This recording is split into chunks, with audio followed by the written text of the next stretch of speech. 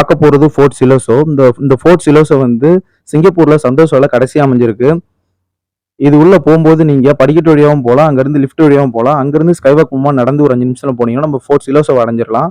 அங்க இந்த சிங்கப்பூர் போர் வந்து எப்படி நடந்திருக்கு, அதுக்கான ஆயுதங்கள்லாம் எப்படி உபயோகப்படுத்துனாங்க, இது எல்லாமே வந்து காமிச்சிருப்பாங்க. இவங்க 1942 சுதந்திரம் பெற்றாங்க. அதோடைய வரலாறு எல்லாமே அங்க உள்ள எல்லா இடத்துக்கும் குறிப்பிடுவாங்க. நேதாஜி சுபாஷ் சந்திர போஸ பத்தி நெறைய இடத்துல குறிப்பிட்டிருப்பாங்க.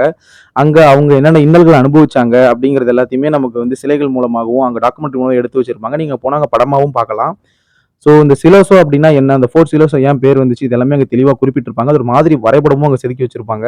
சிலோசோ மீனிங் வந்து எ ஜெலஸ் பெர்சன் அப்படின்னு சொல்லிட்டு குறிப்பிட்டிருந்தாங்க. நாங்க ஒன் பை ஒன்னா நாங்க உள்ள போயிட்டே இருக்கும்போது நெறைய ஆச்சரியங்கள்லாம் இருந்துச்சு. ஏன்னா, அவங்க பழமை மாறாம எல்லாத்தையும் ரொம்ப அழகா பாதுகாத்து வச்சிருந்தாங்க. அங்க வாளா இருக்கட்டும் எல்லாமே. ஸோ அந்த மெழுகு சிலைகள் எல்லாமே அவ்வளோ அழகா இருந்துச்சு. உள்ள நெறைய சிலைகளும் இருந்துச்சு. நீங்க கண்டிப்பா உங்க நேரம் கிடைக்கும்போது சிங்கப்பூர்ல உள்ள சந்தோஷம் போனீங்கன்னா, அப்படியே லாஸ்ட்டா இருக்க ஃபோர்ட் சிலோஸோவும் போய் பார்த்துட்டு வாங்க. கண்டிப்பா சிங்கப்பூர பத்தி நெறைய விஷயங்கள் நீங்க என்னுடைய பக்கத்துல தெரிஞ்சுக்கலாம்.